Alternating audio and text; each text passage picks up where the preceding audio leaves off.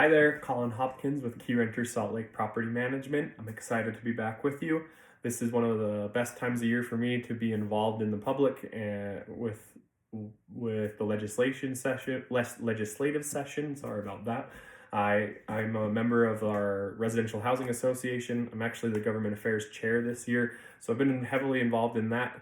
Last year I was the vice chair. Was able to participate heavily in what's going on with property management licensing, landlord tenant law, a lot of that kind of stuff. And I'm excited for this legislative session to be able to hopefully get some good things passed for Utah as a whole, and also hopefully to defend our rights as landlords and property owners. There's some things going on that I personally think are not going to be great for the business, for landlords, for investors as a whole, and even for tenants. I don't think some of the things out there are going to be very good for them as well. So I want to give you a quick update. It's early in the session this year, so there's not anything official really out. There's a couple bills that have been submitted to that we are already monitoring, but there's nothing officially passed or anything like that. So right now is just a great time to get opinions out on what's good, what's bad. There's a lot of communication between the housing association and the representatives running the bills. There's a lot of communication for me and our clients to be able to pass along thoughts from what you guys have. A couple things I want to give you guys a quick update on is first, property management licensing laws. There's been some follow-up from last year's directive from the state to get a alternate path to property management licensing, and so there's been movement on that. With that, there's going to be some legislation that comes out this year giving more specific definitions and what's required of a property manager. So we're excited to see how that all lines up. Been in some discussions these past couple months on this, and it looks like we're moving in a great direction there to provide better protections to the public, to provide more specific training to property managers, and to make it easier to get into the business. So it's really great. They're trying to be really pro-business, pro-protections, and make it more specific for property management. So I see it as a great opportunity for people. Second thing I want to talk about briefly is there is some legislation out there about property taxes and primary designations, which will affect landlords and investors if it goes through.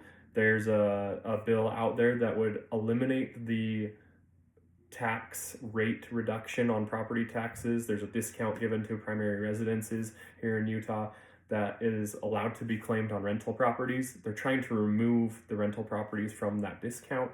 I personally think that's a really bad move. It's just going to end up costing tenants more to rent because the property owners are going to pass that expense down the line to the tenants in some way, shape, or form. A lot of leases allow for tax pass-throughs, so ultimately this would just hurt the public. It would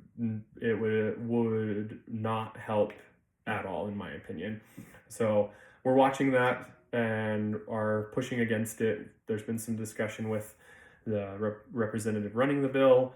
There's going to be a lot more, I'm sure. There's a lot of people involved, and I don't think that one's going to go through personally, but you never know. So we're keeping an eye on it, and hopefully we'll be able to continue to make Utah the best state in the country and have it be a great place to continue to do business as property management companies, as rental owners, as landlords and investors.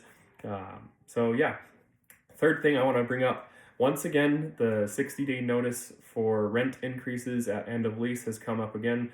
Currently, we're in discussions with the person running the bill. We've made our suggestions of what would need to happen to even make a difference in the world. It really wouldn't change much because there's so many loopholes in what has been compromised on, and just like the past 5 or 6 years that this bill has come up, it's been shut down before it even gets to committees. There's a lot of people against it, and so unless there's some serious compromise, which in the past hasn't happened, I don't think that'll go through. But we are monitoring it again. We're pushing against it. At this time, I'd like to make my plug. If any of you want to help fight against bad legislation for landlords, for tenants, for property owners and your property rights, Donating to the Rental Housing Association PAC is a great way to do that. They're one of the largest players in this space. I've been able to see that firsthand.